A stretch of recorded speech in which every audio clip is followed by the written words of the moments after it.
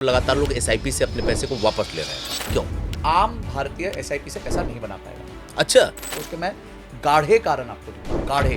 अगर आप अपने घर का ईएमआई 25 साल दे सकते हो तो एसआईपी यार आप 25 साल क्यों नहीं चला सकते? जमीन का टुकड़ा लेके 10-10 साल 15-15 साल इंतजार करेंगे सर्वेश जी। एसआईपी में, म्यूचुअल फंड में, ईटीएफ में, स्टॉक्स में उनको कल के कल पैसा डूबना चाहिए। क्यों? मार्केट ऊपर जा रही है तो चलो ठीक है, अच्छा है। मार्केट डाउन गया तो लोगों को लगा कि निकाल के भाग लो। जब आप टमाटर खरीदने जाते हो ना तो उसको उठा लेते हो, 4 बार चेक कर लेते हो, दबा लेते हो। कोई फल खरीदने जाते हो, सब्जी खरीदने जाते हो 20 रुपए की, 50,000 1 लाख रुपए स्टॉक में डालने से पहले क्यों जांच पड़ताल नहीं? तो जब आप प्लॉट लेके भूल सकते हो तो म्यूचुअल फंड लेके क्यों नहीं भूल सकते? लेकिन समस्या तो मार्केट है ना यहाँ पे। हाँ, सच में तरीका क्या है एसआईपी में इन्वेस्टमेंट करने का, और कैसे जाने कि कौन सा सही है कौन सा गलत है? दोस्तों की टिप पे मत फोकस करिए, दोस्त हमेशा आपको फंसाएगा। क्योंकि ये अभिमन्यु का चक्रव्यूह है। आप अंदर तो चले जाओगे, बाहर कैसे आना है ये आपको पता नहीं। आप क्या खरीद रहे हो, क्यों खरीद रहे हो, आपको पता ही नहीं है। अब उनको गाड़ी खरीदनी है, उनके पास पैसे नहीं। तो गलती किसकी है? आपकी। कि अरे इनसे पूछो इन्होंने क्या बनाया, आगे पॉडकास्ट देते हैं, ये लोग पॉडकास्ट से पैसा कमाते हैं। आपने कभी लोन लिया? आपने कोई एसेट बनाया? सिर्फ म्यूचुअल फंड्स का पोर्टफोलियो करीबन 6.5-7 करोड़ का हो गया। ओके, बहुत लंबा टाइम हो गया मुझे इन्वेस्ट करते, और मैं लगा रहूंगा। आपके पोर्टफोलियो का भी वैल्यू गिरा है 16%। अगर इतना आसानी से सोच के आदमी प्लान, आप पहले पूरा करो। हाँ, जाएगा हॉस्पिटल के अंदर, ले आएगा जाएगा। हॉस्पिटल से बाहर, 100 रुपए का खर्चा नहीं होगा उसका, संतुष्ट हो जाओ। दिनचर्या क्या होता है? इसी तरह आप फाइनेंस चर्या बनाओ कि आपका फाइनेंस चर्या क्या है। क्या बात है, फाइनेंसर है। और इसीलिए अधिकांश भारतीय कभी भी वेल्दी नहीं बन पाएंगे। तो ये तो मार्केट कर रहा है, तो एक तरह से गैम्बलिंग हो रही है। अगर आप 10 रुपए से निवेश कर रहे होते, कैलकुलेशन तो आप ही अच्छा कर पाएंगे। आज वो 19 करोड़ रुपए होते। हाय राम, अरे मार्केट मर गए, मेरे पैसे खत्म हो गए। क्यों खत्म हो गए जी? अरे यार, इतने लंबे दिनों के लिए कौन सोचेगा? मत सोचिए भाई, एसआईपी का चेक अगर आपका बाउंस हो गया तो आप पे केस थोड़ी होता है ना, आपका सिविल खराब होता है। अच्छा, हाँ, आपसे क्या ले रहा हूँ इस टाइम पे? कुछ भी नहीं ले रहा, राधा अपना समय दे रहा हूँ।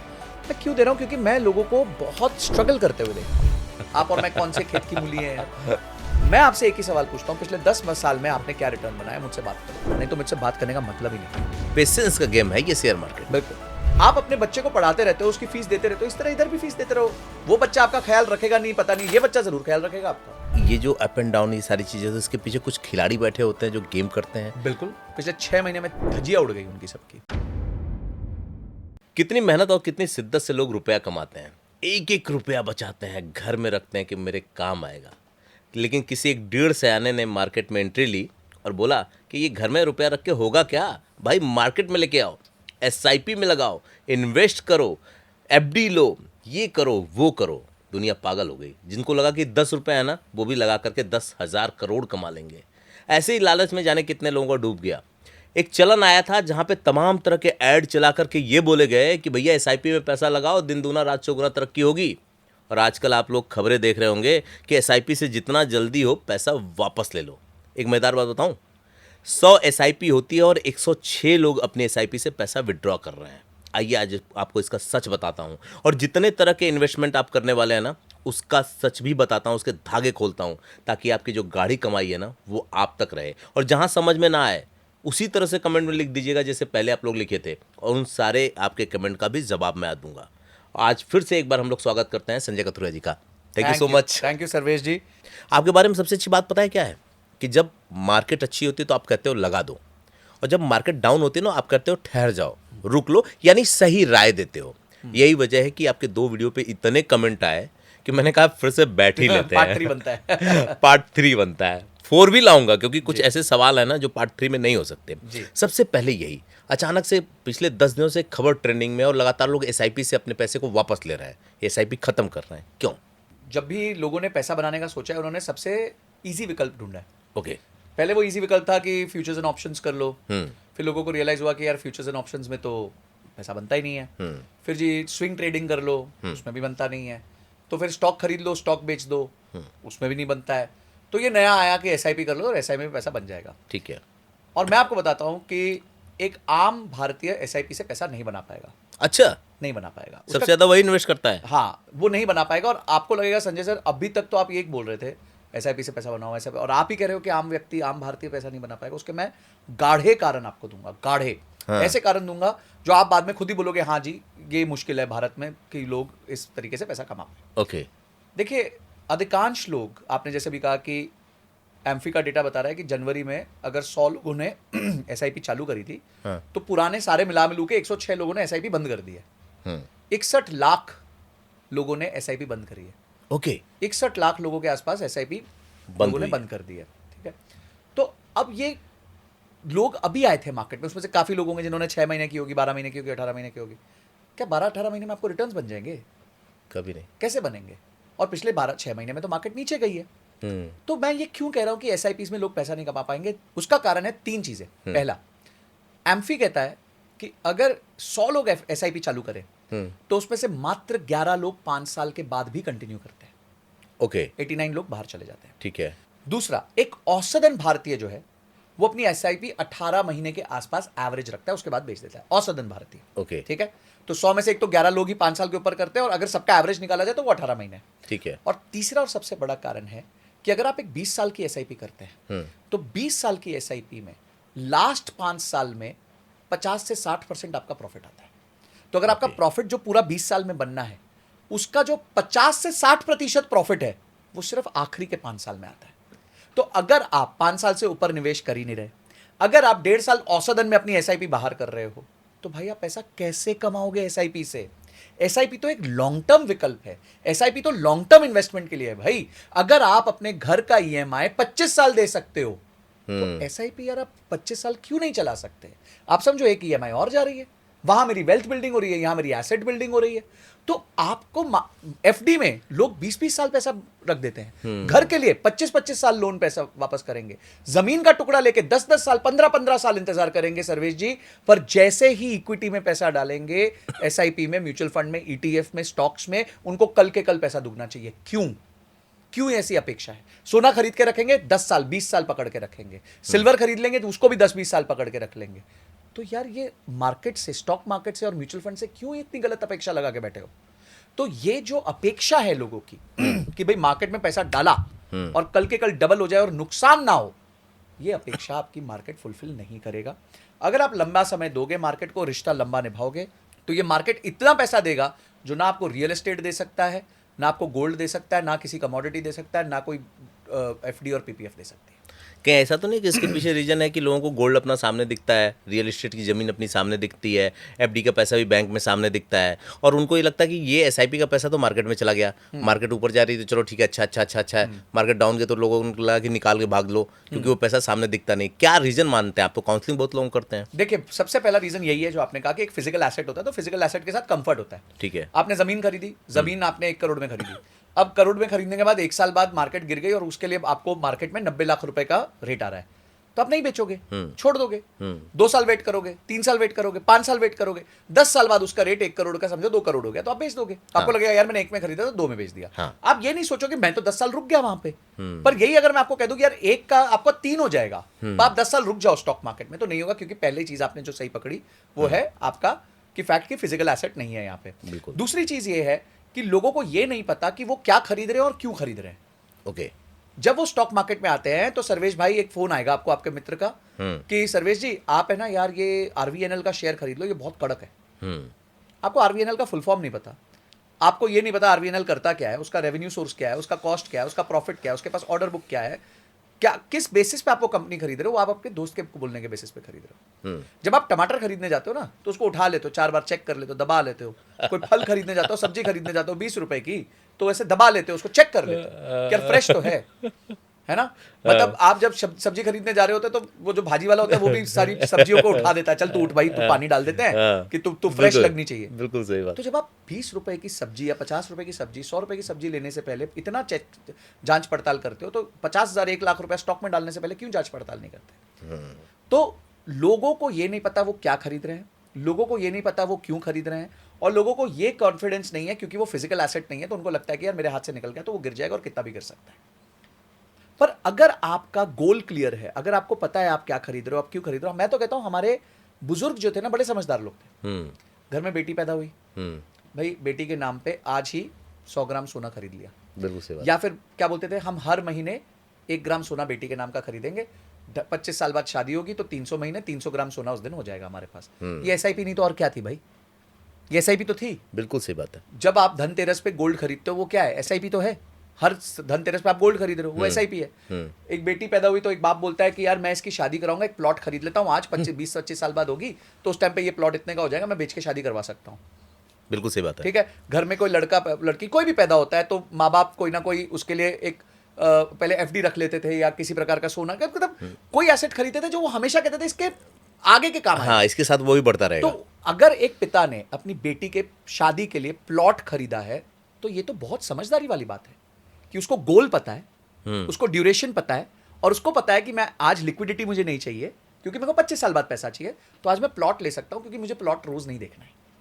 तो जब आप प्लॉट लेके भूल सकते हो तो म्यूचुअल फंड लेके क्यों नहीं भूल सकते? लेकिन समस्या तो मार्केट है ना यहाँ पे। हाँ, म्यूचुअल क्योंकि आपके पास डेटा अवेलेबल है। हाँ आपने पता है जब पहले एक जमाने में सुना होगा, मेरे पिताजी के पास अटैची में से शेयर निकले हाँ विप्रो हाँ के, हाँ, और वो आज 700 करोड़ के हैं, हाँ, क्योंकि वो अटैची में थे। अटैची में थे। अगर वो अटैची में नहीं होते और आप रोज देख रहे होते तो वो 700 करोड़ के नहीं हो पाते। आपके तो नहीं होते, किसी और के होते या नहीं होते अलग बात है, पर आपके नहीं होते। मजेदार बात क्या है ना कि हम जिस कॉमन तरीके से बात कर रहे हैं, जो कॉमन दर्शक है हमारा ना, उसको ये बात समझ में आ जाएगी जो इन्वेस्टमेंट की बात करते हैं लोग। अच्छा, एक मजेदार बात समझिए ना, एसआईपी में आपने बोला ना कैसे इन्वेस्ट करते हैं, दोस्त कहता है आजकल तो ऐड चलते हैं, ये ले लो, वो ले लो, ये ऐप ले लो, इस ऐप से करो, उस ऐप से करो। सच में तरीका क्या है एसआईपी में इन्वेस्टमेंट करने का, और कैसे जाने कि कौन सा सही है कौन सा गलत है? देखिए, बहुत ही सिंपल है। ओके, बहुत ही सिंपल है। ठीक है। मैं आपसे एक सवाल पूछता हूँ, आपको यहाँ से दुबई जाना है, ठीक है, तो आप किस पे जाओगे? फ्लाइट से। फ्लाइट से जाओगे। आपको यहाँ से मुंबई जाना है तो आप कैसे जाओगे? दोनों विकल्प हैं, ट्रेन और फ्लाइट दोनों है। आपको यहाँ से जयपुर जाना है तो आप कैसे जाओगे? बाय रोड जाऊंगा। बाय रोड जाओगे। बहुत सिंपल है। हाँ। क्यों ऐसा बोला आपने? क्योंकि जयपुर जो है पास है। ठीक है, तो आप क्या कर रहे हो? आप बाय रोड जा रहे हो, आपने एक जर्नी का तय कर लिया है, हाँ। तरीका तय कर लिया। हाँ। थोड़ा दूर हुई जर्नी तो आपके दो विकल्प आ गए। हाँ, गाड़ी पे तो नहीं जाएंगे क्योंकि गाड़ी बहुत टैक्सिंग होगी, बहुत दुख देगी। तो इससे अच्छा है मैं या तो ट्रेन पे चला जाता हूँ क्योंकि मुझे खुद नहीं चलानी, या मैं फ्लाइट पे चला जाता हूँ। मेरे पास ज्यादा पैसे हैं और समय कम है तो मैं फ्लाइट पे चला जाऊंगा, कम पैसे हैं और ज्यादा समय है तो मैं ट्रेन पे चला जाऊंगा। दुबई कोई ना ट्रेन जाती नहीं तो फ्लाइट पे जाना पड़ेगा, ऑप्शन ही नहीं आपके पास। बिल्कुल सही बात। ऐसे ही आपके लाइफ के गोल्स होते हैं। ये गोल है ना, जयपुर जाना एक डेस्टिनेशन है, गोल है। वैसे आपका समझिए, अगर एक गोल है 4 साल में आपको गाड़ी खरीदनी है, हाँ।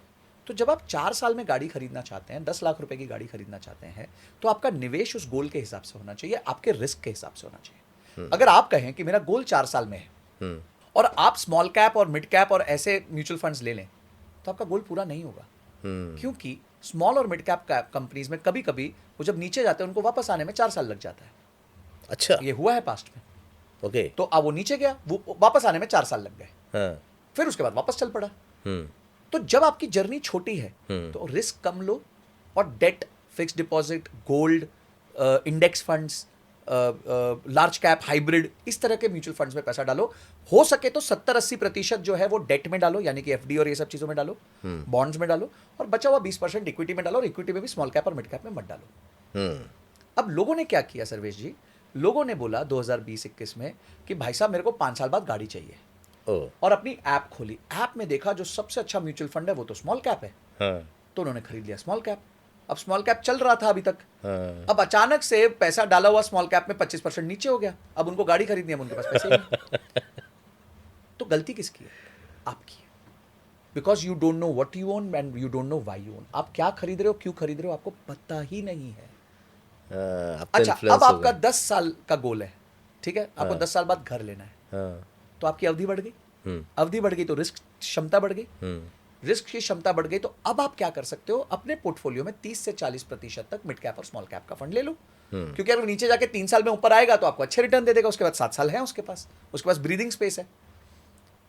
और अगर 25 साल का फंड है तो आप 60-70% तक मिड कैप और स्मॉल कैप में डाल सकते हो, क्योंकि आपको 25 साल के बाद पैसा चाहिए, और आपको पता है कि मिड कैप और स्मॉल कैप जो छोटी कंपनियां हैं वो आगे जाके बड़ी होंगी। भाई कोई छोटी कंपनी थी वही तो बड़ी होगी आगे, बहुत बड़ी वाली कंपनी कितनी बड़ी हो जाएगी। सही बात है। तो बड़ा सिंपल है, जब भी आपको अपने लिए म्यूचुअल फंड या फिर कोई भी जैसे हम कहते हैं एसेट एलोकेशन, सर्वेश जी एसेट एलोकेशन को ना आप खाने की थाली की तरह समझिए। ओके। आप जब खाना खाने बैठते हैं तो क्या सिर्फ मीठा खाते हैं? नहीं। या सिर्फ चावल खाते हैं, या सिर्फ दाल खाते हैं, या सिर्फ सब्जी खाते हैं, या सिर्फ रोटी खाते हैं? सब कुछ खाते हैं। बिल्कुल। ठीक है, आप सैलड भी लेंगे, दही भी लेंगे, चावल दाल सब कुछ लेंगे, और साथ में एक मिठाई भी लेंगे। हाँ। ऐसा तो नहीं है कि 10 रसगुल्ले खा लेंगे, गुलाब जामुन खा लेंगे, एक खा लेंगे, 2 खा लेंगे ज्यादा से ज्यादा, तभी सेहत ठीक रहेगी। तो इसी तरीके से इसे हम कहते हैं एसेट एलोकेशन, ओके। कि जब आप अपना गोल तय करें उस गोल के हिसाब से आपको एसेट एलोकेशन करना है। और एसेट एलोकेशन के बाद आपने ये तय किया अभी मैं 30% पैसा इक्विटी में डालना चाहता हूँ, तो 30% पैसा आप इक्विटी में कैसे डालेंगे? म्यूचुअल फंड के माध्यम से डालिए। स्टॉक्स मत खरीदिए, आपको स्टॉक्स नहीं खरीदना आता, मत खरीदिए। दोस्तों की टिप पे मत फोकस करिए, ठीक है? दोस्त हमेशा आपको फंसाएगा, क्योंकि ये अभिमन्यु का चक्रव्यूह है। आप अंदर तो चले जाओगे, बाहर कैसे आना है ये आपको पता नहीं। आपने स्टॉक खरीद लिया, कब बेचोगे पता नहीं। आज वो स्टॉक 60% नीचे चला गया, अब आप बेचोगे कि नहीं बेचोगे? स्ट्रेस में रहोगे। कब बेचोगे? जब वो वापस अपनी वैल्यू पे आ जाएगा। तो तुमने स्टॉक क्यों लिया था? 100 रुपए का खरीद के 100 रुपए में बेचने के लिए, वो भी 5 साल बाद। बात तो सही है, ऐसा बहुत से लोग कर रहे यही हैं। हो रहा है, यही है। आप मेरे को कमेंट सेक्शन में बताइए मैं कोई बात झूठ बोल रहा हूं तो मैं ये कह रहा हूं, ये सब जंजाल से दूर रहो। काहे दिमाग लगा रहे हो? क्यों परेशान हो रहे हो? आप अपना काम करो, नौकरी करो। आज सारे नौकरी करने बैठे हैं, सुबह से रात तक सिर्फ ये देख रहे हैं स्टॉक मार्केट कहां जा रहा है। क्योंकि पोर्टफोलियो रोज इनका गिर रहा है। मैं आपके साथ बैठ के पॉडकास्ट दे रहा हूं, क्योंकि मुझे परवाह नहीं है। मेरा तो अभी 15 साल बचा है इन्वेस्टमेंट को। अभी तो मैं 40 हुआ हूं, मेरे को 55-60 तक 20 साल बचा है, तो मुझे परवाह ही नहीं है। मैं तो स्मॉल कैप मिड कैप लेके बैठा हूं। अच्छा, आपने याद दिलाया। लोग, एक सवाल आया था उसमें, एक नहीं कई लोग के, अरे इनसे पूछो इन्होंने क्या बनाया, आके पॉडकास्ट देते हैं, ये लोग पॉडकास्ट से पैसा कमाते हैं। वैसे मैं तो आपसे कुछ मतलब, हम दोनों का तो कोई लेन देन नहीं है। हाँ। हम लोग का पैसे का सिस्टम क्या है, वो पीछे हमारा अपना बिजनेस जिस पे हम काम करते हैं। बिल्कुल। लेकिन लोग ये सवाल करते हैं कि अरे भैया ये तो पॉडकास्ट से पैसा कमाते हैं। वो कहते हैं आपने कभी लोन लिया, आपने कोई एसेट बनाया, ऐसा ऐसा ये लोग पूछते हैं। देखिए मैं आपको बताता हूँ, मेरे पास आज के दिन मेरा जो म्यूचुअल फंड पोर्टफोलियो है वो ऑब्वियसली अभी गिरा, हाँ। बट एट पीक मेरा म्यूचुअल फंड पोर्टफोलियो, सिर्फ म्यूचुअल फंड्स का पोर्टफोलियो करीबन 6.5-7 करोड़ का हो गया था। ओके। और ये मैं पिछले 2008 से मैं इसमें निवेश कर रहा हूँ। अच्छा, बहुत लंबा टाइम। बहुत लंबा टाइम हो गया मुझे इन्वेस्ट करते, और मैं लगा रहूंगा, मैं लगा रहूंगा। एक मतलब की बात पकड़ लेते हैं, इन लोगों को बता देते हैं कि आपके पोर्टफोलियो का भी वैल्यू गिरा है। 16%। मतलब आप इतने एक्सपर्ट हैं, हाँ। गिरा है और आप जानते हैं गिरेगा। सर राकेश झुनझुनवाला जी का पोर्टफोलियो 45% डाउन है। ओके। उनकी ऑब्वियसली उनकी तो मृत्यु हो गई, बट उनकी वाइफ जो हाँ, मतलब जो लोग 45% डाउन है पोर्टफोलियो। तो आपको क्या लगता है वहां घबराहट चल रही है? विजय केडिया जी का करीबन 40% डाउन है, तो वहां घबराहट चल रही है? किसी को कुछ घबराहट नहीं है सर। घबराहट होती है उस आदमी को जो फाइनेंशियल मैनेजमेंट नहीं करता। मुझे हमेशा एक सवाल पूछता हूं मैं अपने आप से, क्या मेरा इमरजेंसी फंड है मेरे पास? ओके। है। क्या मेरी लाइफ इंश्योरेंस है? क्या मेरी हेल्थ इंश्योरेंस है? बस। तो मेरे तो, जैसे आप गाड़ी में बैठ के सीट बेल्ट पहनते हैं, हाँ। तो मेरी तो लाइफ के तीनों सीट बेल्ट लगे हुए हैं। अब उसके बाद का पैसा है वो मार्केट में रहने दो, जितना ज्यादा समय रहेगा उतना पक के बढ़िया खीर बन के निकलेगा लास्ट में। अच्छा, कितना आसान तरीके से आपने बताया कि भाई आपके यही फंड की जरूरत पड़ती है जिंदगी में, इसको रख लो, बाकी देखिए का। आप लाइफ क्या है? हम्म। आप तनख्वाह कमा रहे हैं, हम्म। तनख्वाह के बाद खर्चा कर रहे हैं, हम्म। खर्चे के बाद एक आपके पास पैसा बचता है, हम्म। ठीक है? हम्म। शुरू में उस पैसे से आपको क्या करना चाहिए? ठीक है। पहले आप अभी नौकरी चालू करी तो क्या करेंगे? सबसे पहले आप क्रिएट करेंगे इमरजेंसी फंड। हाँ। सर्वेश जी, किसी भी लाइफ के, किसी भी व्यक्ति के जिंदगी में 3 बड़े रिस्क होते हैं। उसकी जॉब जा सकती है, यानी उसकी आमदनी बंद हो सकती है, उसकी हेल्थ खराब हो सकती है, या उसकी मृत्यु हो सकती है। हाँ। इसके अलावा आपको लगता है कोई बड़ा रिस्क है? नहीं। उसके अलावा कोई बड़ा रिस्क नहीं है। अगर आप किसी का क्या कहते हैं, नौकरी चली गई, तो यानी कि अब उसके पास पैसे नहीं है, तो उसको इस रिस्क से बचाने के लिए क्या करना चाहिए? Emergency fund. अगर उसके पास 6 महीने के खर्चे हैं, तो क्या वो 6 महीने में नया विकल्प नहीं ढूंढ सकता? बिल्कुल ढूंढ लेगा। तो क्यों स्ट्रेस लेना? आप 6 महीने का रख लो पैसा। अगर आपका खर्चा, आपकी तनख्वाह 1 लाख है, आपके खर्चे 30,000 है, तो 30,000 इंटू 6, 1,80,000 का फंड बना लो, इमरजेंसी फंड। उसको एफडी में रख दो साइड में, कि भाई ठीक है, कल को आपातकालीन स्थिति में, ठीक है, 2 द्वार खोल देंगे। मतलब मजेदार बात क्या है ना, अगर इस तरह से आदमी सोच लेना, आप ना जो बता रहे हैं बहुत क्लियरिटी के साथ, हाँ, अगर इतना आसानी से सोच के आदमी प्लान, आप पहले पूरा करो। हाँ। उसके बाद किसी के व्यक्ति की हेल्थ खराब हो गई, हाँ, तो आदमी ने एक 10 लाख रुपए की हेल्थ इंश्योरेंस ली हुई है, हाँ, बढ़िया जाएगा हॉस्पिटल के अंदर, आएगा हॉस्पिटल से बाहर, 100 रुपए का खर्चा नहीं होगा उसको। बिल्कुल सही बात। तीसरा, अगर आपके ऊपर लाइबिलिटी है, आपके ऊपर माता पिता हैं, आपकी वाइफ है, बच्चे हैं, और आपको लग रहा है कि भाई उनके कुछ गोल्स हैं आगे, कि आपने कुछ उधार लिया हुआ है, आपके ऊपर ईएमआई है, उतने अमाउंट की आप लाइफ इंश्योरेंस ले लो। बस, अगर आपको कुछ हो गया तो आपकी फैमिली को समझिए 2 करोड़ रुपए मिल जाएंगे, उससे वो उधार भी चुका देंगे, बच्चों की पढ़ाई भी करवा लेंगे, आगे अपनी घर भी मैनेज कर लेंगे। दैट्स इट, हो गया काम। अभी दर्शक कहेगा ना कि इन सब के लिए पैसा चाहिए, मंथली ईएमआई कहाँ से जाएगी, ये कहाँ से जाएगा, वो कहाँ से जाएगा। आप मुझे बताइए, हेल्थ इंश्योरेंस अगर आप 22 साल के हैं, 10 लाख रुपए की हेल्थ इंश्योरेंस कितने की पड़ती है? 10,000, 12,000, 15,000 रुपए की। मेरी हेल्थ इंश्योरेंस कितने की 40 लाख रुपए की है और मेरी फैमिली फ्लोटर है, यानी तीनों, मैं, मेरा वाइफ और बेटा सब कवर्ड है। और उसमें हम लोग कितना पे करते हैं? 25,000 रुपए साल का। और वो बढ़ते जाती है, नो क्लेम बोनस होता रहता है। वो शायद 1 करोड़ रुपए की पॉलिसी हो चुकी है। अच्छा, कि अगर कल को मुझे कुछ भी हो जाता है हेल्थ में तो 1 करोड़ रुपए तक मेरे को वो पॉलिसी देगी। तो मैंने तो सीट बेल्ट पहन ली ना। मेरे पास 5-6 करोड़ रुपए की लाइफ इंश्योरेंस है, अगर कुछ भी हो गया तो मेरी फैमिली को 5-6 करोड़ रुपए मिल जाएंगे। प्लस जो मेरा म्यूचुअल फंड है वो अलग है। बट मैं क्या कह रहा हूँ, ये सिंपल है। मैं सिंपल तरीके से बता रहा हूँ ना, सिंपल है भाई। आपके पास बाल्टी है, पहली बाल्टी इमरजेंसी फंड भर दो, संतुष्ट हो जाओ, ठीक है जी। आपने हेल्थ इंश्योरेंस ले ली, अगर मैं कहता हूँ आपके 12,000 रुपए भी लग रहे हैं साल के, तो 1,000 रुपए महीना तो हुआ। तो आप अपनी बचत के लिए 1,000 रुपए महीना नहीं दे सकते? हाँ, नेटफ्लिक्स को, अमेजोन को तो आप दे सकते हो। अपने आप को बचाने के लिए कल को आपातकालीन स्थिति में आप 1,000 रुपए नहीं खर्च कर सकते। बिल्कुल सही बात है। उसके अलावा 12,000 रुपए आपके जाएंगे लाइफ इंश्योरेंस को। तो 2,000 रुपए महीने में आपने अपने आप को कवर कर लिया और यहाँ पे एक इमरजेंसी फंड कर लिया। उसके बाद आप फ्री हो लाइफ में। उसके बाद जो पैसा है वो निवेश के लिए, क्रिएशन के लिए, मस्ती के लिए। आप मस्ती का भी अलग से पैसा रख लो कि भाई मैं महीने में 5,000 रुपए की मस्ती करूंगा, 10,000 रुपए की मस्ती करूंगा। मैं कह रहा हूँ लाइफ में रूल्स बनाओ। हमारे पेरेंट्स या बड़े जो थे वो हमेशा कहते थे कि भाई दिनचर्या होना चाहिए। हाँ, दिनचर्या क्या होता है? डिसिप्लिन होता है। डिसिप्लिन कि भाई आप सुबह उठे, 6 बजे उठे, आपने नहाए धोए, पूजा करी, अपना गए वॉक पे गए, जो भी करा, जो भी आपका दिनचर्या आप बनाते हो, फिर ऑफिस गए, ऑफिस से वापस आए, खाए पिया, सोए, फैमिली के साथ टाइम निकाला, फिर वीकेंड्स पे चले गए। तो आपने एक दिनचर्या बना लिया। इसी तरह आप फाइनेंस चर्या बनाओ कि आपका फाइनेंस चर्या क्या है। क्या बात है, फाइनेंस चर्या।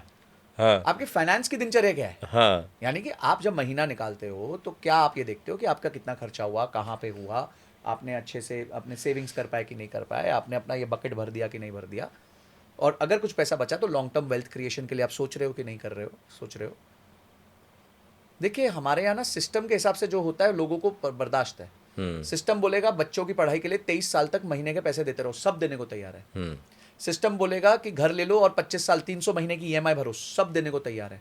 पर अपने लिए वेल्थ क्रिएशन करने के लिए 25 साल तक कोई एसआईपी करने को तैयार नहीं है। और इसीलिए अधिकांश भारतीय कभी भी वेल्दी नहीं बन पाएंगे, और सिर्फ वो वेल्दी बनेगा जो इस गेम को पूरा खेलेगा। अच्छा एक बात बताओ आप, अच्छा है कि आप जैसे लोग हैं, आप हैं फिनेंस के दुनिया में, मैंने बहुत लोगों को देखा, आप बहुत इजी तरीके से बता देते हैं।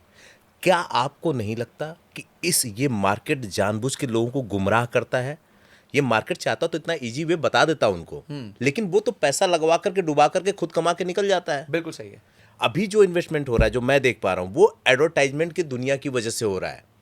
लोग जिस ऐप को चलाना नहीं जानते ना, अपने दोस्त से कहते हैं बताना बताना बताना, बोलता है यार भाई देखना ये डंडा ऊपर जाएगा, इसको काट लेना, एक दिन में काट के ये ले लेना, ये यहाँ इन्वेस्ट कर दे, ये यहाँ इन्वेस्ट कर दे। जैसा आप कह रहे थे, जिस बारे में नहीं जानते, उसके शेयर के बारे में, उसको भी ले लेते हैं हम। तो ये तो मार्केट कर रहा है, तो एक तरह से गैम्बलिंग हो रही है। देखिए आपने बिल्कुल सही वर्ड यूज किया, गैम्बलिंग। आपको पता है कसिनो जो होता है, कसिनो में भी जीता जा सकता है। हाँ, पर एक सिस्टम आना चाहिए आपको। पर आम आदमी कसिनो में नहीं जीत सकता, बिकॉज ये गेम मार्केट का नहीं, ये गेम मानसिकता का है। मार्केट का कोई लेना देना ही नहीं है। देखिए मार्केट अपने हिसाब से बिहेव करेगी। मार्केट में तबाहियां भी बचेंगी, मार्केट में अच्छा समय भी आएगा, बुरा समय भी आएगा, सब कुछ आएगा। आप एक बहुत अच्छी लाइन कहते हैं वॉरेन बफेट, वो कहते हैं कि if you have emotional reaction to everything in life, you will always be in misery. बिल्कुल सही। मतलब आप हर चीज पे अगर आपका रिएक्शन इमोशनल है, कोई भी छोटी सी भी विपदा आपदा आ गई, हाय राम, अरे मार्केट मर गए, मेरे पैसे खत्म हो गए। क्यों खत्म हो गए जी? आपके इमरजेंसी फंड है, इंश्योरेंस है, लाइफ इंश्योरेंस है, तो आप क्यों खत्म हो जाओगे? आपकी तनख्वाह आ रही है, आप सेविंग कर पा रहे हो, आप अपनी इन्वेस्टमेंट्स कर रहे हो, क्यों मर जाओगे जी? आप रहो ना मार्केट में।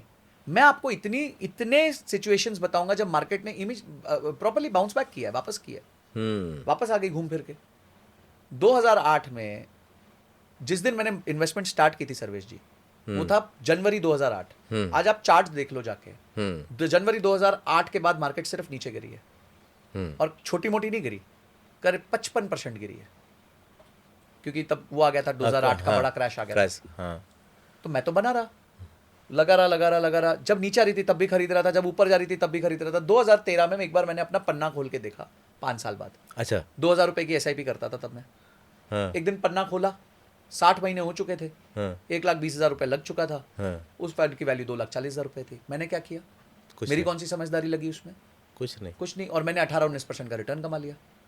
मैं सोचता रहा यार एफडी में लोग 7% के लिए 10-10 साल वेट कर लेते हैं, या मैं 5% 5 साल में 19% कमा गया। वो का दिन था और आज का दिन है। आज के तो हम एसआईपी के अलावा कुछ करते ही नहीं है। ऐसा भी कर सकते हैं, अभी भी कर सकते हैं। कभी भी करो, आप कभी भी करो, आपको मिलेगा रिटर्न। क्यों नहीं मिलेगा? क्योंकि भाई देश तो आगे बढ़ ही रहा है ना। मैं आपको एक उदाहरण देता हूं सर्वेश जी। जनवरी 1995 में एचडीएफसी फ्लेक्सी कैप फंड आया। ठीक है। जब भी कोई फंड आता है वो 10 रुपए का होता है, जिसे हम नेट एसेट वैल्यू कहते हैं, एनएवी कहते हैं। ठीक है। आज 30 साल हो गए हैं, गिन के 30 साल हो गए। अब हम मार्च 2025 में बैठे हुए हैं। आप मुझे बताइए 30 साल में वो 10 रुपए का कितना हो चुका होगा आपके हिसाब से? कैलकुलेशन तो आप ही अच्छा कर पाएंगे। बट मोटा मोटी आपको क्या लगता है, इतने साल से वो फंड है, 30 साल से वो फंड है, तो 10 रुपए का एनएवी आज कितने का वैल्यू हो चुका होगा? कितने गुना हो चुका होगा? चलो गुना बता दो। हम ये मान लेते 10-20 गुना। 20 गुना हो चुका होगा आपके हिसाब से। वो 200 गुना हो चुका है। अच्छा। वो 10 रुपए का एनएवी आज 2000 रुपए का है। अच्छा, वो कंपाउंडिंग के साथ बढ़ गया। बिल्कुल। 2200 गया था, अभी 1800 चल रहा है। तो क्या फर्क पड़ता है? अगर आप 10 रुपए से निवेश कर रहे होते, उसमें किसी ने एनालिसिस किया था, अगर आपने 10,000 रुपए महीने की एसआईपी की होती उसमें 30 साल के लिए, तो आपके 36 लाख रुपए लगे होते हैं। आज वो 19 करोड़ रुपए होते हैं। 19 के बाद अगर मार्केट गिर गई, वो 17 रह गए, तो आपको क्या प्रॉब्लम? कोई, अरे भाई वो तो पूंजी का पैसा था और उसके बाद भी हम इतना लेकर के जा रहे हैं। तो ये तो टाइम है ना, समय बलवान है। लेकिन एक सवाल लोगों का होता है, कमेंट में करते हैं, अरे यार इतने लंबे दिनों के लिए कौन सोचेगा, तो कौन जिएगा? मत सोचिए। आप भाई आज आपका बच्चा पैदा होता है और आप बोलते हो वो इंजीनियर बनेगा, तो आप 22 साल का सोच रहे हो ना? बिल्कुल सोच रहे हैं। तो ये भी तो बच्चा है आपका। नहीं, इस पे तो मेरी सोच वहीं क्लियर हो गई जब आपने कहा कि होम लोन जब आदमी लेता है 20 साल 30 साल के लिए लेने लेता के तैयार है। तो वो तो लेता ही है ना भाई। हाँ, मतलब वो बंधुआ मजदूर 25 साल बनने के लिए तैयार है ना। हाँ भाई एसआईपी का चेक अगर आपका बाउंस हो गया तो आप पे केस थोड़ी होता है हाँ। ना, आपका सिविल खराब होता है। अच्छा। हाँ, आपका तो वो तो इन्वेस्टमेंट है ना। हाँ, नहीं लगा, नहीं थे पैसे जी मेरे पास। ईएमआई का चेक बाउंस करा के दिखा दो आप एक बार। अरे फिर तो 3 महीने बाद आ जाएंगे घर पे, फिर आपको रियलाइज होगा घर किसका था, आपका था कि उनका था। माय पॉइंट इज, आप हर चीज को लॉन्ग टर्म देखने के लिए तैयार हो। जमीन लॉन्ग टर्म देखने के लिए तैयार हो, होम लोन लॉन्ग टर्म देखने के लिए तैयार हो, गोल्ड को लॉन्ग टर्म देखने के लिए तैयार हो, तो एक बार इक्विटी को भी तो लॉन्ग टर्म देख के देखो। इन सबका बाप है वो। और सबसे बड़ी बात क्या है मैं आपको बताता हूं। आज अगर मेरे पास वो 19 करोड़ रुपए उस फंड में हो और मैं चाहूं कि उसमें से 19 लाख रुपए निकालने हैं, मैं एक बटन के दबाने से निकाल सकता हूं। हाँ। अगले दिन 19 लाख मेरे अकाउंट में होगा। मुझे चाहिए 1 करोड़ 90 लाख चाहिए, मैं बटन दबाऊंगा वो आ जाएगा। मुझे 19 रुपए चाहिए, एक बटन दबाऊंगा आ जाएगा। लेकिन क्या है ना कि जब आपके साथ बैठा हुआ आदमी है तो बड़ा इजी लग रहा है यार, बहुत आसान है, फाइनेंस इतना भी सरल हो सकता है क्या? लेकिन जैसे ही मार्केट में जाता है वो उलझ जाता है। तो उसको संपर्क किससे, किसी ऐप के माध्यम से करना चाहिए, बैंक के लोगों से करना चाहिए, किसी कंसल्टेंट से करना चाहिए, कैसे करना चाहिए? देखिए, सबसे पहले आपको फाइनेंस में एक चीज समझनी है कि जो आपको प्रोडक्ट बेच रहा है, हाँ, उसका कोई ना कोई ऑब्वियसली उद्देश्य है, कोई पर्पज है। हाँ, ठीक है। मैं आपको नॉलेज दे रहा हूं तो मेरा कोई उद्देश्य नहीं है। हाँ। मैं आपसे क्या ले रहा हूं इस टाइम पे? कुछ भी नहीं ले रहा, ज्यादा अपना समय दे रहा हूं। मैं क्यों दे रहा हूं? क्योंकि मैं लोगों को बहुत स्ट्रगल करते हुए देख रहा हूं, और जो मुझे पीड़ा देता है कि actually wealth making is very very easy. इसमें दिमाग नहीं लगाना होता। जो दिमाग लगाएगा वो पैसा नहीं बना पाएगा। अरे हाँ। आप तो उल्टा ही बोल रहे हैं। बिल्कुल। देखिए, आप फाइनेंस वर्ल्ड आपको मजबूर करता है ऐसे इन्वेस्टमेंट्स करने के लिए जहां पे फाइनेंस वालों को ज्यादा कमीशन बने। हाँ। नहीं तो अगर आप टोनी रॉबिन्स की बुक पढ़ लीजिए, आप वॉरेन बफेट की बुक पढ़ लीजिए, आप साइकोलॉजी ऑफ मनी पढ़ लीजिए, आप कोई भी बुक पढ़ लीजिए, सब बोलेंगे इंडेक्स फंड में पैसा डालो भूल जाओ। तो वो इतने बड़े बड़े लोग हैं, वो कह रहे हैं इंडेक्स फंड में पैसा डालो भूल जाओ। तो हम कौन सी खेत की मूली है यार? हम क्यों परेशान हो?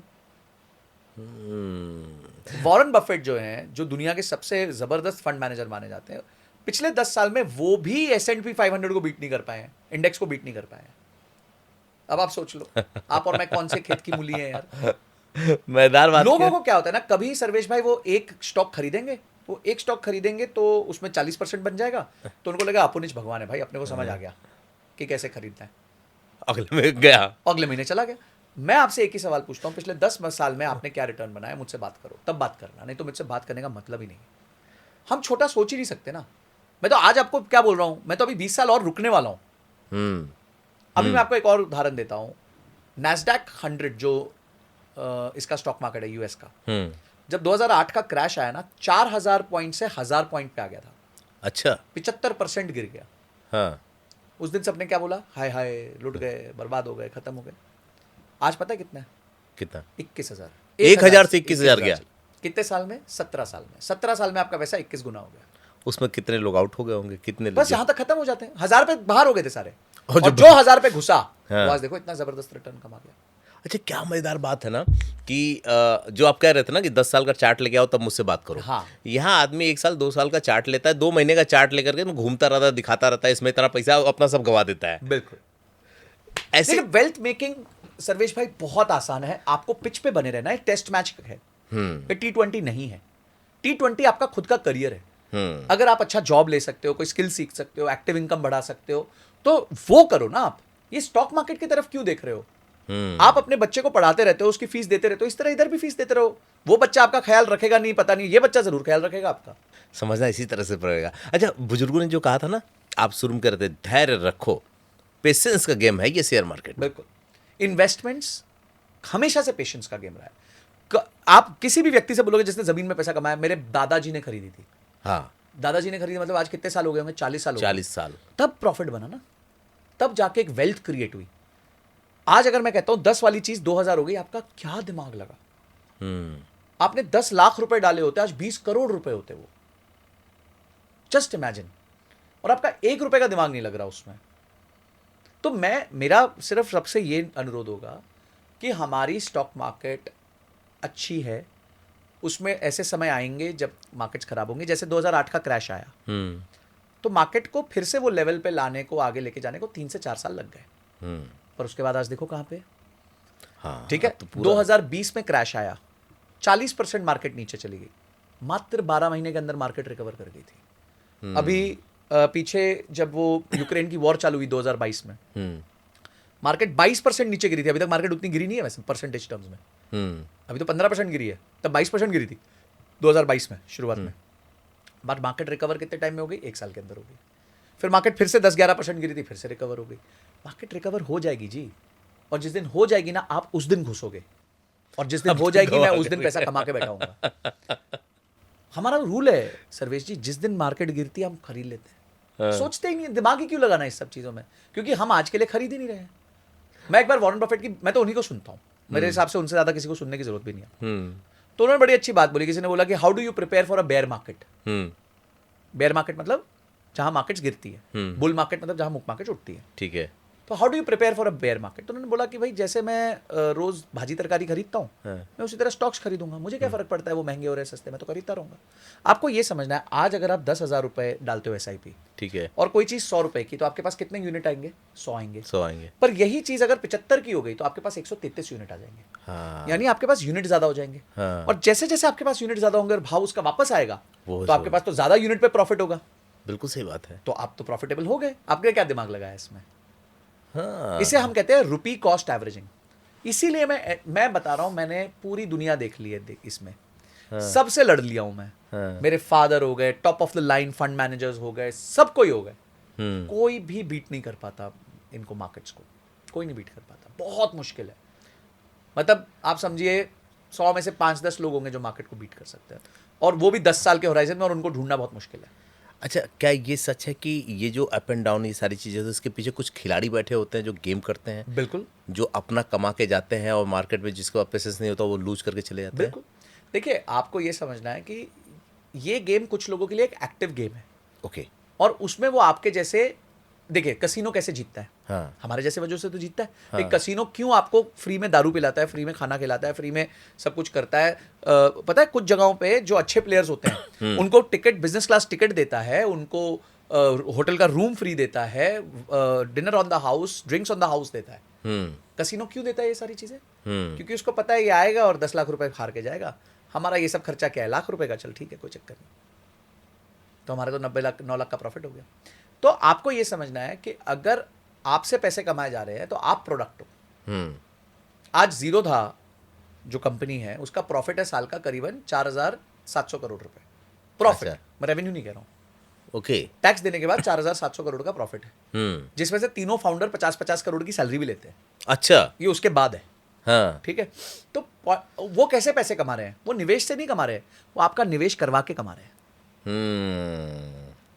तो कोई भी ब्रोकर है, वो तो इन्वेस्टमेंट से तो कोई रिटर्न कमाता ही नहीं है, वो तो इन्वेस्टमेंट का प्रोडक्ट बेच के रिटर्न कमाता है।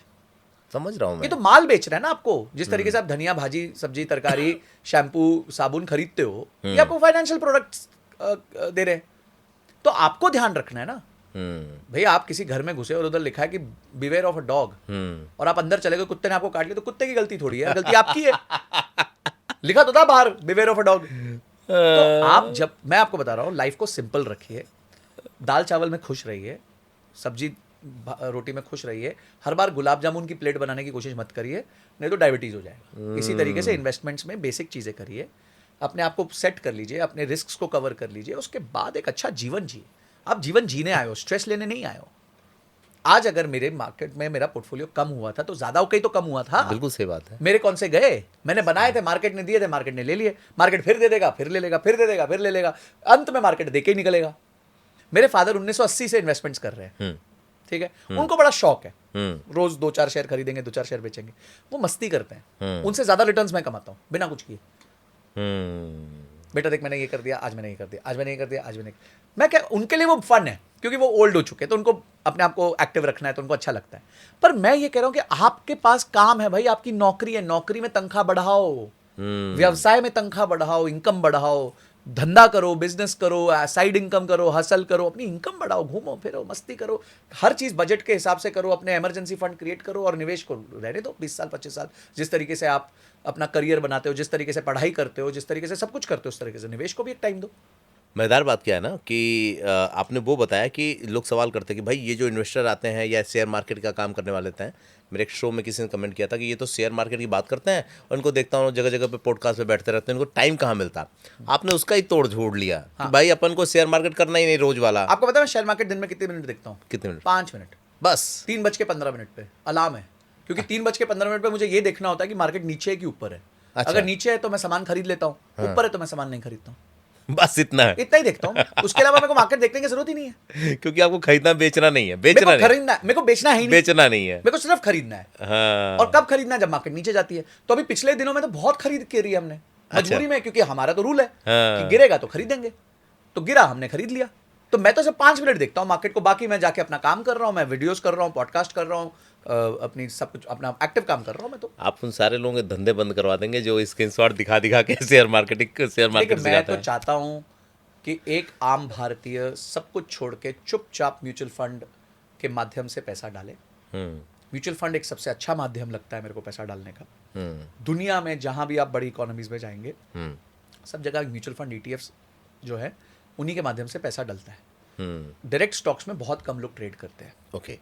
क्योंकि दुनिया में ये सारे फंड हाउसेज हैं जो ये सब चीज़ों को मैनेज करते हैं। उसमें भी आप जितना सादा प्रोडक्ट लेंगे, जितना दाल चावल, सिंपल दाल चावल खाएंगे, उतनी आपकी सेहत अच्छी रहेगी।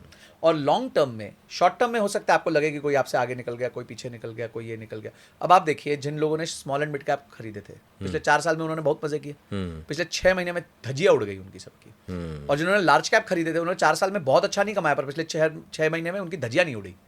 तो आपके ये समय है ना, कभी समय आपके विपरीत होगा, कभी समय आपके साथ होगा, पर एक 25 साल के दौरान समय आपके साथ ही होगा। 7.5 भी 7.5 साल ही होती है। बिल्कुल सही बात है, उसके बाद नहीं होती है, नहीं होती है। ठीक है ना। तो आपको अगर अपना 7.5 निकालनी है, सब कुछ निकालना है, आपको धंधे में अगर नंबर 1 बनना है तो भी टाइम देना पड़ता है, पढ़ाई में नंबर 1 बनना पड़ता है तो भी टाइम देना पड़ता है। तो अगर आपको इसी तरह स्टॉक मार्केट से रिटर्न्स कमाने हैं तो आपको उसको टाइम देना पड़ेगा। अच्छा, मान लीजिए किसी ने किसी ऐसी कंपनी में डाल दिया जो आज नई है, जैसे आप कह रहे थे कि जो नई होते हैं उनके चांसेस बहुत अच्छे होते हैं ग्रो करने के, नहीं हो सकता 10 साल 15 साल बाद वो अब इस्टेब्लिश नहीं कर पाई और मार्केट से भाग गई, ऐसे में उनके शेयरों का क्या होता होगा? वो जीरो हो जाते हैं। मैंने काफ़ी ऐसी कंपनीज में निवेश किया था पहले। हाँ। क्योंकि मेरे, एज आई सेड, मेरे फादर करते थे, मैं नहीं करता था।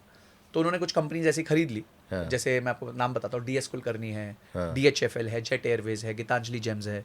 ये सारी कंपनीज आई थी और अच्छी चली थी सब कुछ। जेट एयरवेज तो बहुत बड़ा नाम था, बहुत बड़ा। DHFL बहुत बड़ा नाम था, 20-30 हज़ार करोड़ की कंपनी थी। तो हो गया, आकस्मिक मृत्यु हो गई उनकी, फॉर वट एवर रीज़न, कुछ भी हुआ। पर अगर इसी टाइम पे आपने इंडेक्स खरीदा होता, यानी कि देश की 50 सबसे बड़ी कंपनियां खरीदी होती, तो आपको फर्क नहीं पड़ता है सब। अच्छा, ये मान लें कि भले ही ग्रोथ धीरे धीरे हो रही है, लेकिन आपके देश की जो स्टेब्लिश कंपनियां हैं ना, उसमें थोड़ा थोड़ा लेकर के डाल दो 20 साल के लिए, तब भी आप बहुत अच्छा, बहुत आगे निकल जाओगे, बहुतों से बहुत आगे निकल जाओगे। हाँ। बहुतों से बहुत आगे निकल जाओगे। देखिए, आपको मैं एक बात बताता हूँ, आप जब FD में पैसा डालते हैं, हाँ। तो FD में आपको 7% रिटर्न बनता है। हाँ। 7% रिटर्न बनता है, उसमें से 1.5 से 2% तो आपको टैक्स देना पड़ जाता है। हाँ। और FD में आप चाहे इंटरेस्ट लो या मत लो, आपको ठीक। टैक्स देना पड़ता है, हाँ। टैक्स देना कंपलसरी है। हम्म। स्टॉक मार्केट में जब आप कोई म्यूचुअल फंड में पैसा डालते हो हम्म। तो जो वो डिविडेंड या इंटरेस्ट या ग्रोथ करता है हम्म। वो री इन्वेस्ट हो जाता है और उस पर आपको टैक्स नहीं देना पड़ता जब तक आप विड्रॉ नहीं करते। अच्छा, विड्रॉ करते हैं तो कितना देना होता फिर आपको मतलब डिपेंड करता है, जैसे आज के दिन 12.5% है Okay. गेन्स पे, प्रॉफिट पे। है? ठीक है। अब आप ये सोचिए कि वो जो आपका 1.5-2% एफडी में से निकल रहा है टैक्स जाने का, वो यहां नहीं निकल रहा, हम्म। तो वो पैसा तो री इन्वेस्ट हो रहा है और री इन्वेस्ट होकर कंपाउंड भी हो रहा है। कंपाउंड हो रहा है। तो कितना पावरफुल हो जाएगा आप आगे सोच भी नहीं सकते। अभी थोड़ा सा ये क्लियर हो लेते हैं ना, बहुत से लोगों के लिए ये एक प्रश्न होगा जो शुरू में आपने बोला था कि डेट में इन्वेस्ट करें, तो कौन कौन से डेट ऐसे होंगे, और लिक्विड फंड की बात कर रहे थे, थोड़ा सा ये बताइए ये दोनों किस तरह के फंड होते हैं और किस में जाना ज़्यादा बेहतर होता है। देखिए, डेट का मतलब बड़ा सिंपल है, जैसे आप एफडी करते हैं। ठीक है। एफडी क्या है? आप एफडी में बैंक को उधार दे रहे हैं, हाँ। ठीक है? ठीक है। तो इसी तरीके से देश की बड़ी कंपनियां ना वो भी उधार लेती हैं, ओके। सरकार भी उधार लेती है, हम्म। जिसे गवर्नमेंट सिक्योरिटीज कहते हैं। हम्म। तो आप उनमें भी निवेश कर सकते हो। अच्छा। म्यूचुअल फंड क्या करते हैं, इन सारे उधारों को ले लेते हैं और Okay. आपसे पैसा डलवा देते हैं। Okay. तो आप उसमें भी निवेश कर सकते हो, जिसे Okay. लिक्विड फंड्स भी कहा जाता है, बॉन्ड फंड्स भी कहा जाता है। Okay. डेट का मतलब होता है कि जिसकी इनकम फिक्स हो, रिस्क कम हो, ओके। ठीक है। ये डेट होता है। ठीक है। आपने एफडी करी तो आपका रिस्क बहुत कम है, हम्म। ठीक है? समझो आपने एचडीएफसी बैंक में कर दी, तो आपको पता है कि अच्छा बैंक है, पुराना बैंक है, स्टेट बैंक ऑफ इंडिया, पूरा सरकार का बैंक है, और सरकार भी कहती है 5 लाख रुपए तक की एफडी, तो अगर कल को कुछ हुआ तो हम ही दे गारंटी देंगे। कर हाँ देंगे। हाँ। तो 5 लाख तक तो आपके पास सरकार की गारंटी है। हम्म। तो उसमें आपका रिस्क ऑलमोस्ट जीरो है और आपको एक फिक्स्ड 6-7% के आसपास का रिटर्न मिलता है। इसको डेट कहा जाता है। ओके। ये उन लोगों के लिए जरूरी है, पहले तो इमरजेंसी फंड आपका डेट में होना चाहिए हमेशा, फिक्स्ड डिपॉजिट में, लिक्विड फंड्स में, ऐसे होना चाहिए। उन लोगों के लिए जिनको रिस्क लेना ज्यादा पसंद नहीं है वो इसमें डाल सकते हैं। ठीक है। और तीसरा, अगर आपका गोल छोटा है, यानी कि आपको 2 साल बाद, 3 साल बाद पैसा चाहिए, तो आपका अधिकांश पैसा इधर ही पड़ा होना चाहिए, डेट। ओके।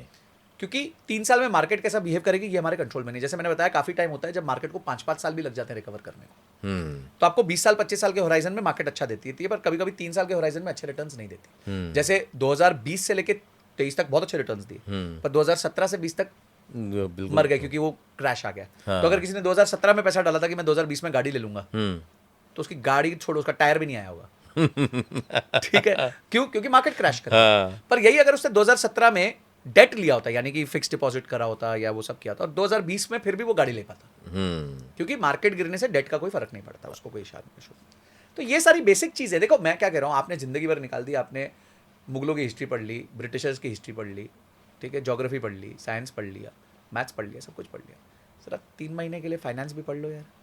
और उसमें मैं फाइनेंस पढ़ने नहीं बोल रहा हूँ आपको, पर्सनल फाइनेंस, यानी कि पैसे को निवेश कैसे करते हैं, आप किन चीज़ों को पॉडकास्ट दूर देख ले तो आदमी। हाँ, 1.5 घंटे का पॉडकास्ट देख लो यार, चलो शायद इसी से स्टार्ट कर लो, नहीं तो सीखो, पर्सनल फाइनेंस को सीखो भाई। ये जिंदगी का सब। देखो, मैं आपको बताता हूँ सर्वेश जी, आप पैदा होते हैं, हाँ। आपके माता पिता के साथ आपका एसोसिएशन लाइफ लॉन्ग नहीं है, नहीं है। वो आपको छोड़ के जाएंगे, या मतलब हाँ, जनरल मतलब केस में जैसा जिसका जो आपकी वाइफ होंगी या जो भी होंगे, वो जिंदगी में लेट एंटर करते हैं, पहले 20-25 साल वो आपके साथ नहीं होते। एक ही चीज आपके साथ जन्म से मृत्यु तक चलती है, वो है पैसा। जन्म से मृत्यु तक आपका पार्ट है वो। शुरू में आपके पेरेंट्स केयर कर रहे होते हैं, पर पैसा चाहिए होता है। तो अगर पैसे का रिश्ता आपका जीवन से मरण तक है, तो सीख लो यार उसके बारे में, इतना तो बनता है। बिल्कुल सही बात। तो मैं बस इतनी रिक्वेस्ट करूंगा सबसे कि थोड़ा लर्निंग में इन्वेस्ट कर लो, और अगर एक बार लर्निंग में इन्वेस्ट कर लिया तो फिर आपका बहुत बड़ा। देखिए, मैं आपको बताता हूँ, अगर ये एक बार मैंने एक व्यापारी का इंटरव्यू सुना था। हाँ। इनका नाम है किशोर बियानी। ओके। बहुत बड़ा ग्रुप हुआ करता था इनका, फ्यूचर ग्रुप, हाँ। बिग बाजार, बिग बाजार वो सब जिसको बहुत रिलायंस बड़ा ने टेक ओवर कर लिया। तो उनसे वो इंटरव्यूअर ने पूछा कि आपके हारने का और डीमार्ट के जीतने का कारण क्या है। तो उसे बड़ा अच्छा, उन्होंने बहुत अच्छा आंसर दिया। उन्होंने कहा डीमार्ट के जीतने का कारण ये है कि डीमार्ट अधिकांश चीजों को ना बोल देता है। हाँ। आप देखें सर्वेश जी, कुछ लोग होते हैं जीवन में जो ना बोल देते हैं, मना कर। आप कुछ लोग से बात करेंगे, मेरे पास टाइम नहीं है, अभी बात नहीं करना, कल अभी नहीं मिलेंगे, मैं अपना काम कर रहा हूँ। They are very focused, they know how to say no, when to say no.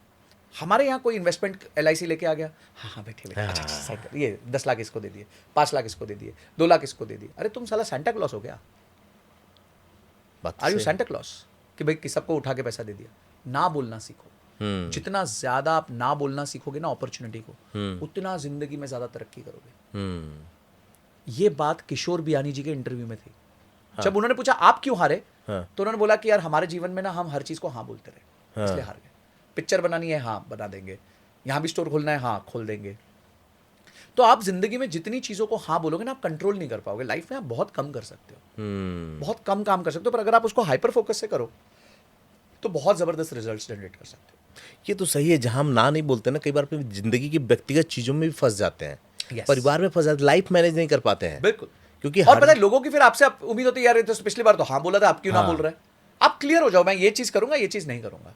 ना बोलने की जो ताकत है ना, वो आप सोच नहीं सकते आपको कितना आगे लेके चली जाएगी।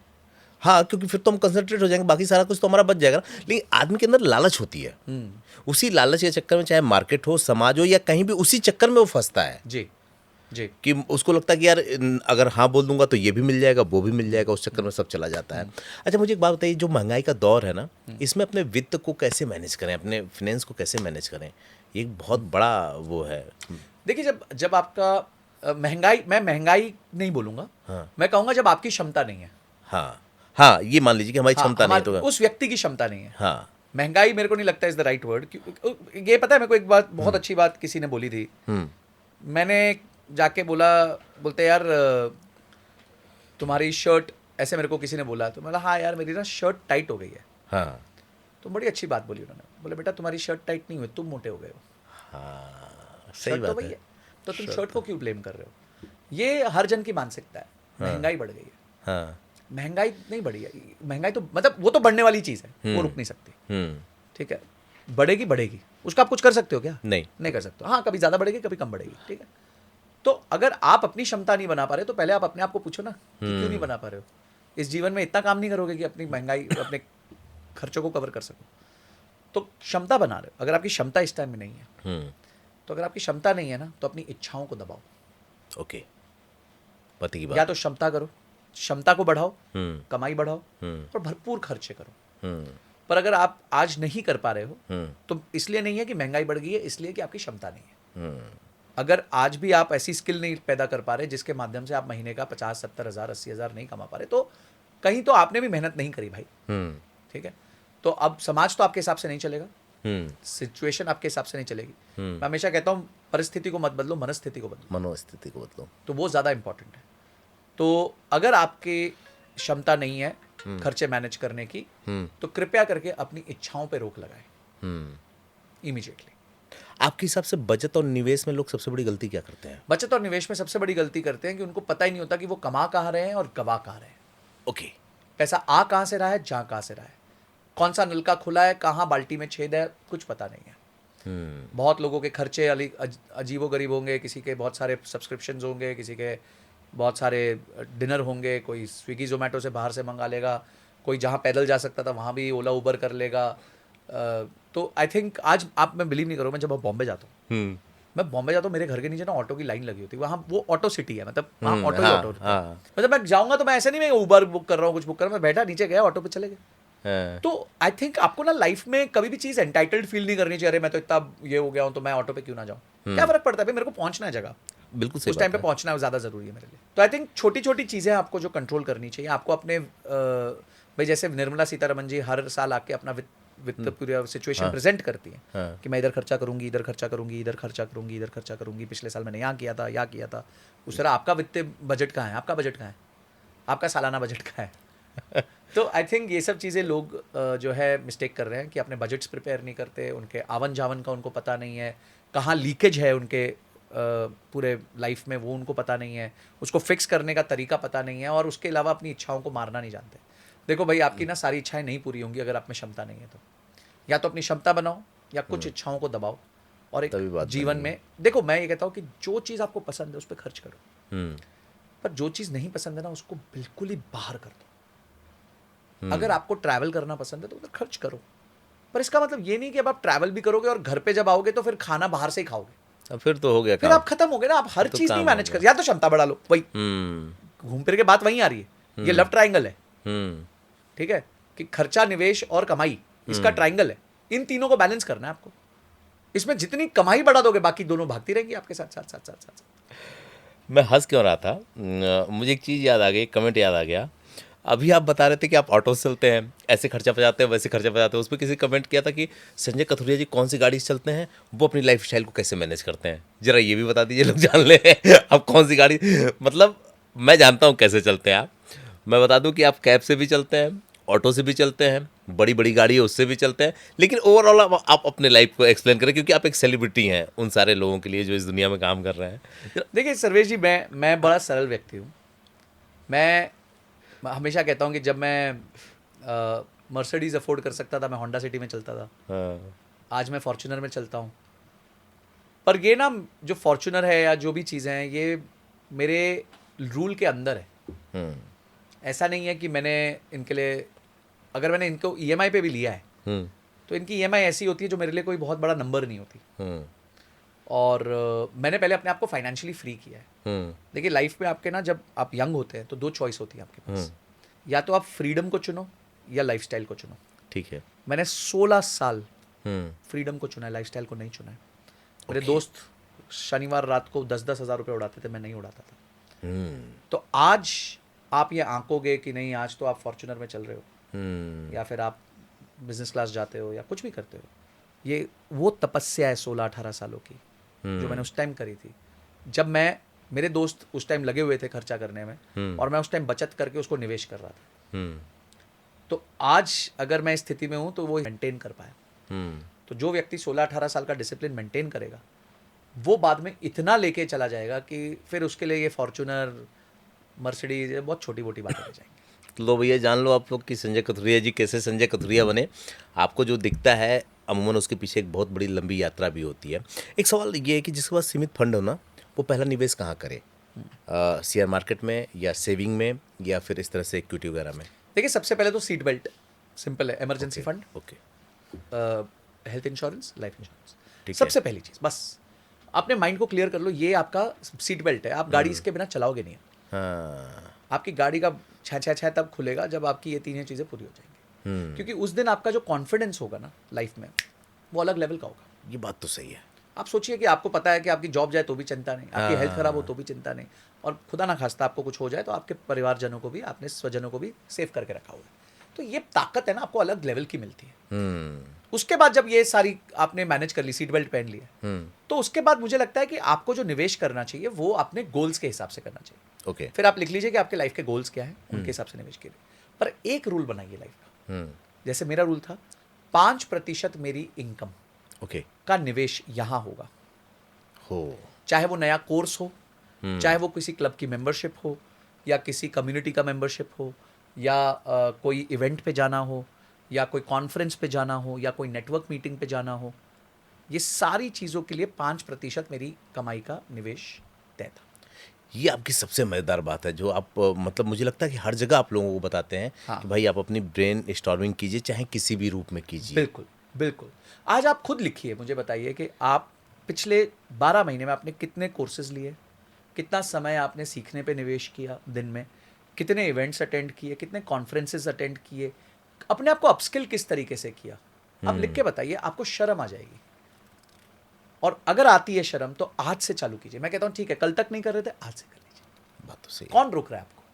आज से कोर्स करेक्शन कभी भी हो सकता है। आप यहां से निकले, आपको जयपुर जाना था, आप वृंदावन के रास्ते पहुंच गए, ठीक है, और आगरा से थोड़ा पहले आपको समझ आ गया कि यार मैं तो गलत रास्ते पहुंच गया हूं, तो यू टर्न मार लो। यूटर्न मार लो, क्या जा होगा, रहा थोड़ी जर्नी लंबी हो जाएगी, पर और तो आगे मत जाओ। है। सही बात है, बिल्कुल सही बात है। समझ आ गई तो घूम जाओ और यू टर्न मार के चलो अब।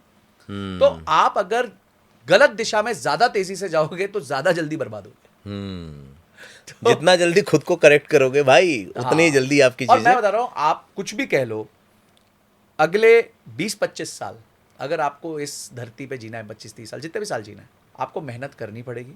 आपको अपने आप को अपस्किल करना पड़ेगा। वो टाइम चला गया 1950-60 का कि 20-20, 30-30 साल जॉब सेम रहते थे, काम सेम रहता था। यहाँ काम हर दूसरे तीसरे साल बदल रहा है। बिल्कुल सही बात है। और अगर आप इस स्पीड पे नहीं रह पाए तो बहुत जल्दी आपको रिप्लेस कर दिया जाएगा। रोज तो टेक्नोलॉजी चेंज हो रही है। आज आप जो पढ़े हैं 2 साल बाद पुराना हो गया, नया लड़का पढ़ के आ रहा है, वो आपको रिप्लेस करने को और तैयार ये है। हो रहा है आईटी कंपनीज के। जब मैं लोगों से बात करता हूँ जो 40 साल के मेरे पास आते हैं फंड प्लानिंग कराने के लिए, फाइनेंशियल प्लानिंग कराने के लिए, वो इस बात से बहुत भयभीत है। और सर हमारा काम जो हम 15 लाख रुपए साल का लेके कर रहे हैं, वो आज एआई 1700 रुपए महीने में कर सकता है। अच्छा, 1700 रुपए महीने सही में? कह रहे थे वो। तो आज सोचो कितना बड़ा भय है उनके जिंदगी में कि कब Content- उनकी जॉब चली जाएगी। तमाम कंटेंट राइटर की नौकरी एआई खा जाएगा, बिल्कुल। तमाम डिजाइनर की नौकरी एआई खा जाएगा। एआई आजकल पूरी फिल्म, आप उसको सब्जेक्ट दे दिए, वो पूरी फिल्म बना के आपको देने को तैयार है। Just imagine. इंटरटेनमेंट के माध्यम बदल जाएंगे। जो आप कैरेक्टर रियल देखते थे वो आर्टिफिशियल देखेंगे। आप इमेजिन भी नहीं कर सकते कि वो आर्टिफिशियल है या रियल है। सही कह रहे हैं, बिल्कुल सही कह रहे हैं। ये इस बात से आपके ना मैं 100% सहमत हूँ। जब मैं जर्नलिज्म करता था, जब मैं न्यूज़ चैनलों में था, तो वो स्थिति दूसरी थी। लेकिन उसके बाद मैंने जब अपने आप से सवाल किया तो स्विच मारा डिजिटल मीडिया में। डिजिटल मीडिया के बिजनेस में भी जब आया तो डिजिटल मार्केटिंग में आया, लेकिन देखते देखते डिजिटल मार्केटिंग बदल गई। उसको हमें दूसरे लेवल पे लेके जाना पड़ा। आज अगर हम इतनी बड़ी टीम लोगों को लेके खड़े हैं ना मार्केट में, केवल डिजिटल मार्केटिंग करते तो नहीं खड़े हो पाते। हर गली मोहल्ले में हर दूसरा व्यक्ति डिजिटल मार्केटिंग कर सही रहा कह है। रहे हो, वो कहते हैं पत्थर मारो तो डिजिटल मार्केटिंग। हाँ, लेकिन हम उससे आगे गए, उसके बाद भी चीजें चेंज हो रही। मैं पहले इंटरव्यू करता था, अब पॉडकास्ट कर रहा हूँ। हो सकता है आगे कोई और विधा है, सही कह रहे हो। वरना मार्केट से आउटडेटेड होते ना समय नहीं लगेगा। चलते चलते 2-3 सवाल पुराने वाले पॉडकास्ट से संबंधित। लोग कहते हैं कि अरे भैया हम ईएमआई कैसे भरें, आप इतना ज्ञान दे देते हैं, लोन ले लो, ये लो लो, तो हम ईएमआई कैसे भरें? तो आप बताएं ना कुछ, ईएमआई कैसे भरी जा सकती है? देखिए, ईएमआई भरने का एक ही तरीका है। फिर से लोगों को लगेगा कि मैं सेम जवाब दे रहा हूँ, बट वो है कि एक्टिव इनकम बढ़ाइए। हाँ। क्योंकि आप ईएमआई आपका खर्चा है। हाँ, अगर खर्चा है तो आपको खर्चा करने के लिए कमाई बढ़ानी पड़ेगी। ठीक है। ठीक है, तो आप कमाई बढ़ाइए, खर्चा बढ़ाइए, कोई चक्कर नहीं है। लोग एक्टिव इनकम के बारे में पूछ रहे थे कि एक्टिव इनकम क्या क्या हो सकती है, कैसे हो सकती एक्टिव है? इनकम, जैसे आज आप जॉब कर रहे हैं तो आपकी जॉब में तनख्वाह 25,000 है, तो आप ये देखिए कि अगले साल वो 50,000 कैसे होगी। हम्म, क्या वो यहीं उसी जगह पे होगी, या आप नई जगह जंप कर सकते हैं, या कोई नई स्किल सीख सकते हैं, या कोई इवेंट पे जा सकते हैं, या देश बदल सकते हैं कि भाई मेरे को दूसरे देश में ज्यादा अच्छी अपॉर्चुनिटी मिलेगी, वहां मैं ज्यादा पैसे कमा लूंगा। और मतलब आप कहाँ जाएंगे जहां पे आपके वैल्यू बढ़ेगी। देखिए, चाय टपरी में 10 रुपए की मिलती है, ताज में 400 रुपए की मिलती है। बिल्कुल। सिर्फ जगह जगह का फर्क है। कभी कभी आपकी स्किल बहुत अच्छी होती है पर आप गलत जगह पे भी फंसे होते हैं। एक एग्जांपल मुझे याद आ रहा है। अच्छा, आपके साथ ना बात करके मजा आता है। मतलब मैं ये क्वेश्चन आंसर नहीं रखना चाहता, मैं जी, इसको हाँ, बिल्कुल, गपशप संवाद- रखना चाहता संवाद हूँ। रखे। कि एक लैम्बोर्गिनी खड़ी थी एकदम ऐसी जगह पे, यहाँ धूल धक्कड़ में वो हाँ। मारुति हुई खड़ी थी। तो लोगों ने कहा कि आपकी कीमत वहां लगती है कि आप कहाँ किस जगह पे खड़े होते हैं, वही आपकी कीमत लगेगी। वरना लैम्बोर्गिनी भी उस धूल भागती जगह पे उसकी कीमत भी 0 थी। 0 है, बिल्कुल सही है। तो आप सोचिए, चाय जो है 40 टाइम्स महंगी हो गई जस्ट बिकॉज उसकी लोकेशन चेंज हो गई। बिल्कुल तो सही। कभी कभी आप एक अच्छे काम कर रहे होते हैं बट शायद आप गलत लोकेशन पे है, तो आप चेक करिए कि क्या बेटर लोकेशन है जहाँ पे आप जा सकते हैं, जहाँ आपकी स्किल की ज़्यादा वैल्यू है। जो अर्ली 90s और 2000s में हुआ, जब कोडिंग में लोगों को लगा यूएस में हमारे को ज़्यादा अच्छा अपॉर्चुनिटी, तो यूएस चले गए लोग और वहाँ पे बहुत अच्छा करियर बनाया उन्होंने। तो इस तरीके से आप वो भी कर सकते हैं। तो देखिए, आपको हाथ पैर मारना पड़ेगा, आपको ट्रेंड्स को समझना पड़ेगा, आपको मेहनत करनी पड़ेगी कि एक्टिव इनकम को कैसे बढ़ाया जाए। और एआई सीख लो भाई, एआई सीख लो, यूज़ करना सीख लो, नहीं तो बहुत जल्दी, मेरे बेटे ने बोला था, there will be no AI without AI. मतलब there will be no active income without artificial intelligence. बिल्कुल सही कहा था उन्होंने। तो एक्टिव इनकम रखनी है तो आर्टिफिशियल इंटेलिजेंस तो चाहिए। अच्छा, ये आर्टिफिशियल इंटेलिजेंस भी ना कई मौके दे रहा है, कई मौके दे रहा है आपको, उसके साथ सीखे चलने। एक आखिरी सवाल मेरा ये, वो भी उसी से है कि अगर किसी ने सारी प्लानिंग कर रखी है, उसको वित्तीय संकट आ जाता है अचानक से, तो वो एसआईपी में डाले या लोन की ईएमआई चुकाए? देखिए, मुझे ऐसा लगता है कि अगर वित्तीय संकट आ रहा है तो सबसे पहले तो ईएमआई को जितना जल्दी हो सके चुकाया जाए। मैं आपको एक उदाहरण देता हूँ। ठीक है। कि अगर आपका एक लोन है 25 साल का होम लोन 8.5% पे, अगर आप उसमें साल में एक ईएमआई एक्स्ट्रा दे दो तो आपका लोन 5 साल से कम पड़ जाता है। सिर्फ अच्छा। एक ईएमआई ज्यादा देने से। अच्छा। तो आपने पूरा साल पैसा दिया, हाँ। समझो आपकी ईएमआई है 80,000 रुपए। 80,000 देते गए 12वें महीने आपने 80,000 की जगह 1,60,000 दे दिया। ठीक है, फिर 24वें महीने फिर से आपने 80,000 की जगह 1,60,000 दे दिया। आपका 25 साल का लोन कितना रह जाएगा? 20 साल का। अच्छा। अब आप 5 साल बचा लिए। हाँ। 5 साल में 60 महीने होता है। हाँ। 80,000 की किश्त होती है आपकी। हाँ। 80,000 इंटू 60 कितना हुआ? 80,000। 48 लाख। हाँ। तो आपका 48 लाख रुपए सीधा सीधा बच गया। ये किसी भी लोन में कर सकते हैं, किसी भी होम लोन में लोन? यस। अच्छा। कोई भी आप लोन करिए, मैं आपको एक ही सजेशन दूंगा, हर साल एक ईएमआई ज्यादा दे दीजिए। क्योंकि वो जो ज्यादा ईएमआई आप देते हैं ना, वो सीधा आपके प्रिंसिपल को कम कर देता है। क्योंकि नॉर्मल ईएमआई जो है वो तो आपके ब्याज को पहले सर्विस कर रही होती है। और किसी ने एक की जगह 2-3 ईएमआई एक साथ दे दी तो? बहुत अच्छी बात है। अच्छा। वो तो और भी अच्छा कम वो हो भी जाएगा। प्रिंसिपल में ही काउंट वो होगा? प्रिंसिपल में ही काउंट होगा।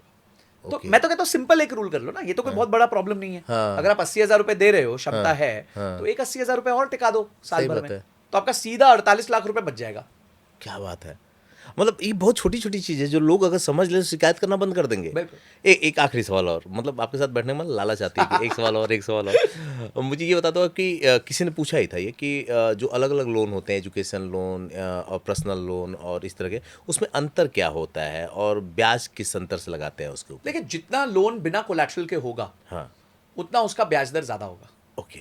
तो अगर आप देखें कि होम लोन है वो 8.5% होता है, क्यों? क्योंकि उसमें घर होता है। हम्म, फिर गाड़ी होती है वो भी 9-9.5% पे हो जाती है, सेकंड हैंड के लिए महंगा मिलता है। अगर आप एजुकेशन लोन ले तो वो 10-11% के आसपास होता है, क्योंकि उस पर कोलैटरल नहीं होता। और अगर आप पर्सनल लोन में जाएंगे तो वो 14% से लेकर 24% कुछ भी हो सकता है। तो जैसे जैसे आपका लोन में आप कोलैटरल नहीं रखेंगे वैसे वैसे ब्याज दर बढ़ती है, क्योंकि आपका रिस्क बढ़ जाता है। कल को आपने डिफॉल्ट कर दिया तो बैंक कहाँ से रिकवर करेगा? तो इसलिए जो भी लोन पे आपका कोलैटरल होगा उस पर कम ब्याज लगेगी, और कोलैटरल नहीं होगा तो ब्याज ज़्यादा लगेगा। और अगर इसको किसी ने डिफॉल्ट कर दिया तो बैंक उसके साथ क्या करेगा? कुछ नहीं, नोटिस भेजेगा, रिकवरी मांगेगा, एजेंट्स भेजेगा। आगे की जिंदगी तो बर्बाद हो जाएगी ना, कि मतलब कुछ मिलेगा नहीं, कभी लोन वगैरह नहीं मिलेगा। हाँ, वो तो क्लियर है, वो तो फिर वो आपको तो नहीं clear मिलेगा, है। लोन तो नहीं मिलेगा तो जब तक भाई- आप उसको प्रॉपरली पे ऑफ नहीं कर देते। तो अगर आप लोग ऐसा कुछ सोच रहे हैं तो समझ जाइए, क्योंकि मुझे लगता है कि इस एपिसोड में जो जानकारी आप लोगों को मिली होगी वो बहुत शानदार रही होगी, चाहे वो इन्वेस्टमेंट की बात करें, लोन की बात करें। और मज़ेदार बात क्या रही ना, मैंने 2 पॉडकास्ट किया था, उसका ये तीसरा पॉडकास्ट था। मैं अपने एक्सपीरियंस की बिहाफ पे कह सकता हूँ कि बहुत सी ऐसी छोटी छोटी चीज़ें मेरी खुद की क्लियर हो गई। मैं बहुत कुछ जानता था, लेकिन मुझे ये नहीं पता था कि एक छोटी छोटी चीज़ इतना बड़ा परिवर्तन बाद में ला सकती हैं आपकी ज़िंदगी में। तो अगर आप इसको देखे हो और नहीं समझ में आया, दोबारा देख लीजिए, कुछ चीज़ों के नोट्स बना लीजिए। यकीन मानिए कि वो जो कहा जाता है ना कि कोई कोर्स सीख करके अपने मतलब मेंटली पावर या अपने नॉलेज को बढ़ा लीजिए, उससे कहीं ज़्यादा चीज़ें आपको फ्री में इससे मिल जाएगी। और जो फ्री में मिलेगी ना, वो आपके पूरे जीवन का सिनेरियो चेंज कर देगी। मुझे लगता है कि इसमें ऐसा कुछ नहीं होगा जो आपके सवाल रह गए हैं। और अगर लगता है कि आपके सवाल रह गए हैं तो भेज दीजिए, मैं फिर बैठूंगा और हम लोग फिर इस पे बात करेंगे। तब तक के लिए आप भी इंतजार कीजिए और मैं भी करता हूँ।